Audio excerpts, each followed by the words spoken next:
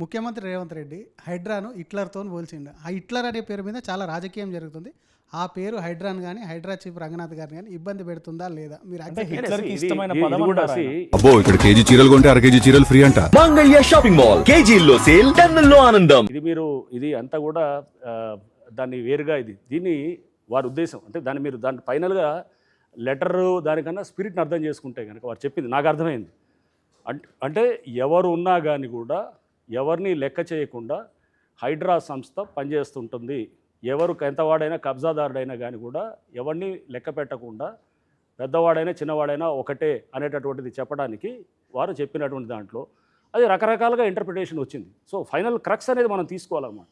కానీ హిట్లర్ అంటే దుర్మార్గుడు, కొన్ని లక్షల మంది. అది నేను పొలిటికల్ స్టేట్మెంట్స్ మీద నేను ఎట్లా కామెంట్ చేస్తానండి. నేను ఒక మామూలు అధికారిని, నేను ఒక సివిల్ సర్వెంట్ అంతే. చాలా మంది అది దాని మీద వారు ఆల్రెడీ మంత్రులు లేకపోతే దాని మీద కాంగ్రెస్ పార్టీ నుంచి వాళ్ళు క్లారిటీ ఇచ్చారు. సో నేను ఒక అధికారిని, నేను అనుకున్నది నాకు అర్థమైంది అదనమాట. అంటే ఇర్రెస్పెక్టివ్ ఆఫ్ ఏది ఎవడైనా కానీ కూడా హైడ్రా అనే సంస్థ అందరికీ ఒకటే చేస్తుంది అనేది చెప్పాలనుకున్నది. అది నాకు అది అర్థమైంది. పర్సనల్గా మీ పేరు తీసి అసెంబ్లీలో కూడా కుత్బుల్లాపూర్ ఎమ్మెల్యే వివేకానంద కూడా మాట్లాడిన మాట ఏంటంటే జూబ్లీహిల్స్ ఉప ఎన్నికలో అధికార పార్టీ గెలిచిందని అంటే హైడ్రా రెఫరెండం ఇది అని అన్నారంట. సో మీరు రాజకీయం చేస్తున్నారా, అధికారిగా ఉన్నారని క్వశ్చన్ అసెంబ్లీలో మాట్లాడారు ఆయన. నేను ఆ స్టేట్మెంట్లు చూడాలండి. అది నేను చెప్పిన మాటలు ఒకసారి చూపించండి. అనేది ఎవరికి తగ్గట్టు వాళ్ళు మార్చుకుంటున్నారు అన్నమాట. నేను అప్పుడు ఎక్కడో ఇంటర్వ్యూలో చెప్పింది ఏంటంటే ఇది ఒక రెఫరెండంగా హైడ్రా అనే దాన్ని ఒక తీసుకొని ఎలక్షన్కి కూడా వెళ్ళారు అనేటటువంటిది నేను ఆ మాట చెప్పాను. కానీ ఇది హైడ్రా నేను చెప్పలేదు, రెఫరెండం నేను అనట్లేదు. ఇలా అని చెప్పిన జరిగింది ఎలక్షన్ అని చెప్పాను అనమాట. అంతేగాని నేను ఇది రెఫరెండం ఆన్ హైడ్రా నేను అనట్లేదు. ఎలక్షన్ అనేది 100 ఉంటాయండి ఫ్యాక్టర్స్, హైడ్రా ఒకటి దాంట్లో ఒక చిన్న అంశం అంతే. సో అది సింపుల్, అది ఆ కామన్ సెన్స్ అప్లై చేయాలన్నమాట. సో అంతేగాని హైడ్రా మీద ఎలక్షన్ జరుగుతుందంటే అలా ఉండదు. హైడ్రా ఉన్న వందలాది సమస్యల్లో ఒకటి అంతే. సమస్య ఉండొచ్చు, దాని మంచి ఉండొచ్చు, చెడు ఉండొచ్చు. రైట్. రంగనాథ్ గారు, నేను మీ ముందుకు ఒక 2 ఇష్యూస్ తీసుకురావాలనుకుంటున్నాను. అందులో ఫస్ట్ వన్ వచ్చేసి కుక్కట్పల్లి రంగదాముని చెరువు ఉంది కదా, సో దాన్ని ఆనుకొని అక్కడ ఒక లగ్జరీ కన్స్ట్రక్షన్ జరుగుతుంది. మీకు ఆల్రెడీ ఐడియా ఉండే ఉంటుంది, అది హానర్ హోమ్స్ అని చెప్పేసి. సో దాని క్లబ్ హౌస్ అయితే ప్రజెంట్ బఫర్ జోన్లో కన్స్ట్రక్షన్ జరుగుతుంది. అండ్ రెండోది వచ్చేసి మూసాపేటలో ఉన్నటువంటి చాలా ఏళ్ల నాటి నాలా ఒకటి ఉంది. సో దాన్ని ఆనుకొని చాలా వరకు కన్స్ట్రక్షన్స్ జరిగాయి. దాంట్లో ఉన్న వేస్టేజ్ అంతా కూడా దాంట్లోకి రెగ్యులర్గా వెళ్తూ ఉంది. అండ్ చుట్టుపక్కల కంపెనీస్ కూడా అక్కడికే ఎక్కువగా స్ప్రెడ్ అవుతుంది. దానివల్ల చాలామంది అక్కడ ఎఫెక్ట్ అవుతున్నారు కూడా. ఈ ఇష్యూస్ అన్ని మీ ముందుకంటే ఎవరు తీసుకురాలేకపోయారా? వస్తుంటాయి. ఇది మీరు అనేది చాలా ఇష్యూస్. అంటే హైడ్రాకి ఇప్పుడు ఫ్లడెడ్ విత్ కంప్లైంట్స్ అండి. మీరు చూస్తే కనుక దాదాపు 30,000 పైన కంప్లైంట్స్ ఉన్నాయి. మాకు ఉండేటటువంటిది ఒక 50 అధికారుల బృందమే ఉన్నారు. సో ఒక్కొక్క దాన్ని తీయాలంటే కనుక చాలా మీటింగ్లు పెట్టాల్సి వస్తుందన్నమాట. అంటే ఏదో జస్ట్ సింపుల్గా వస్తే కనుక వెళ్ళి కూలగొట్ట ఉండదు. దాని మీద చాలా బ్యాక్గ్రౌండ్ రీసెర్చ్ చేయాల్సి వస్తుంది. వారాలు అమీన్పూర్లో మేము ఎంక్రోచ్మెంట్స్ తీసినప్పుడు 1 year నుంచి వర్క్ చేసాం.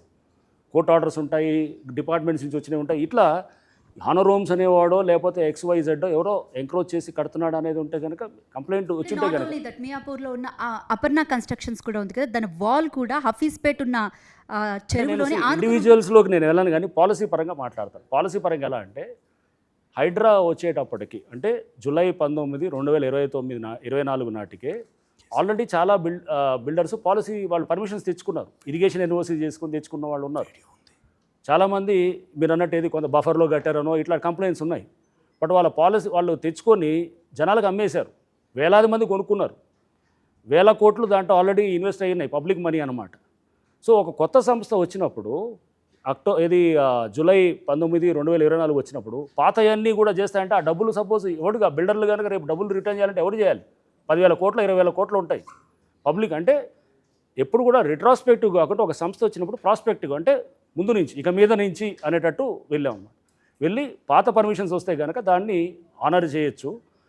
బట్ ఇక మీద పర్మిషన్స్ రాకూడదు, చెరువుల్లో కట్టకూడదు, నాలాల్లో కట్టకూడదు. హైడ్రా వచ్చిన తర్వాత ఏ పర్మిషన్స్ వచ్చినా కానీ కూడా దాన్ని యాక్సెప్ట్ చేయట్లేదు. ఆ ముందు ఉంటే కనుక వాటిల్ని మేము పరిగణలోకి తీసుకొని చేస్తామని పాలసీయే చెప్పాము. గవర్నమెంట్ పాలసీ అది.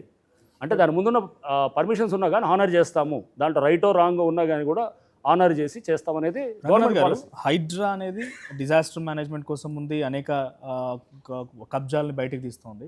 బట్ ప్రతిపక్ష నాయకుడు ఒక సభా వేదికగా మాట్లాడ విందాం. ప్లీజ్ సార్ ఒకసారి ప్లే చేయండి. కేసీఆర్ గారు ఏమన్నారు హైడ్రా గురించి, ప్లే చేయండి. దానికి ఆ హైడ్రాకు ఆ PCC ప్రెసిడెంట్ అనుకోడు కానీ కాంగ్రెస్ కమిటీ అధ్యక్షుడు ఆయన నిజామాబాద్లో పోయి చెప్తుండు, హైదరాబాద్లో హైడ్రా, నిజామాబాద్ కూడా తెత్తాం బిడ్డ, నిజామాబాద్లో నిడ్రా, రేపు జగిత్యాలలో కూడా జిడ్రా అంటాడు. ఇక అది ఏం కావాలి? మొత్తం పేదల కొంపలని కూల్చుడేనా? కేసీఆర్ రాజ్యానికి వచ్చినప్పుడు 3.5 లక్షల మందికి పేదలు ఎక్కడ ఉన్నారో అక్కడనే పట్టాలు ఇచ్చినాం.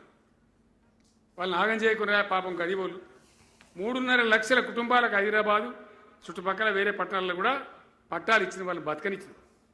ఇలా ఏం కూలగొట్టుడు అది? పుస్తకాలు కూడా తీసుకుని పోరాటాలు చదువుకునేటి అంతే గిరితమా?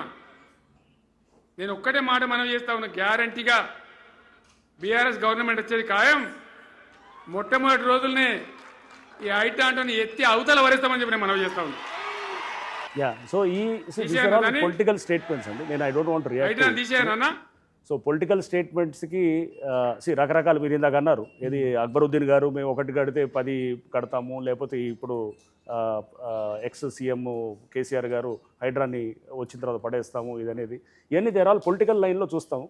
దానికి ఒక అధికారిగా I don't think I need to respond. నాకు అది నా పరిధిలో లేదు, అది నాకు సంబంధం లేని అంశాలు. రంగనాథ్ గారు, కేసీఆర్ హైడ్రాని ఎత్తేస్తామన్నారు, బీజేపీ వాళ్ళు కూడా వ్యతిరేకిస్తున్నారు. అంటే భవిష్యత్తులో ఎప్పుడోసారి హైడ్రా మాత్రం రద్దు కావడం ఖాయమన్న చర్చ ఉంది, ఏమంటారు మీరు దాని గురించి? ఒకటండి, గ్రేహౌన్స్ అనే సంస్థ 1985లో కేఎస్ వ్యాస్ గారి ఆధ్వర్యంలో అప్పుడు ఎన్టీఆర్ గారు స్టార్ట్ చేశారు. అంటే నక్సల్ దీన్ని ఫైట్ చేయడానికి, గరిల్లా వార్ఫేర్ అంటే గరిల్లా యుద్ధం చేయడానికి ఒక గ్రేహౌన్స్ సంస్థ. 1989లో మర్రి చెన్నారెడ్డి గారు వాళ్ళ మేనిఫెస్టోలో మేము అధికారంలోకి వస్తే కనుక గ్రేహౌన్స్ని ఎత్తేస్తామని చెప్పేసి పెట్టారు. ఆ తర్వాత అధికారంలోకి వచ్చారు మర్రి చెన్నారెడ్డి గారు, కాంగ్రెస్ గవర్నమెంట్ వచ్చింది. వచ్చిన తర్వాత గ్రేహౌన్స్ అనే దాన్ని ఎత్తేయాలన్నప్పుడు అధికారులందరూ కాషన్ చేశారు. ఏమంటే దీనివల్ల చాలా ప్రాబ్లమ్స్ వస్తాయి రేపు అని అంటే దాని పేరు మార్చి ఎస్ఎస్ఎఫ్ అని పెట్టారు. పెట్టి మళ్ళీ ఆ తర్వాత ఒక 1.5 year తర్వాత నీతిరుమల్లి జనార్దన్ రెడ్డి గారు ముఖ్యమంత్రి అయిన తర్వాత మళ్ళీ దాని పేరు గ్రేహౌన్స్గా మారింది. అంటే ఇట్లా పొలిటికల్ స్టేట్మెంట్స్ రకరకాలుగా ఉండొచ్చేవో కానీ ఏ వ్యవస్థ అయితే కనుక ప్రజలకి మంచి చేస్తుందో, దానివల్ల రేపు ప్రజలకి మంచి జరుగుతుందనేటటువంటి భావన సమాజంలో ఉన్నప్పుడు ఏ వ్యవస్థని తీయటం అంత ఈజీ కాదు. సో హైడ్రా కూడా ఆ దిశలో వెళ్తుంది. పబ్లికే రేపు దీనికి అంటే ఇప్పుడు మాకు అది అంటే పబ్లిక్ అటువంటి ఫీలింగ్ లేకపోతే ఇంత వేలాది మంది వచ్చి హైడ్రా ఆఫీస్కి రారు. ఎక్కడన్నా ఏది కబ్జాలు అయితే కనుక హైడ్రాకి వెళ్తాము అని చెప్పేటటువంటి ఏది ఒక స్టేట్మెంట్లు పబ్లిక్ మేము వెళ్ళి చెప్తాం నీ సంగతి అని అంటే అది ఇప్పుడు ఒక భయము, ఒక ఏంటంటే ఒక రూల్ కంప్లైంట్స్ అనేది రావటం అనేది తప్పకుండా మేము హైడ్రా సాధించిన ఒక మంచి విజయాల్లో ఇదొకటి కూడా మేము భావిస్తాం. సో వ్యవస్థలు మారుస్తాయి, రేపు వచ్చిన తర్వాత దాన్ని తీసేస్తారు, ఉంటాయి అనేది అది నేను అనుకోవటం పబ్లిక్కి చేసేటటువంటి మంచి చెడును బేరీజు వేసుకొని ఏ ప్రభుత్వం అయినా చేస్తుందని నేను అనుకుంటున్నాను.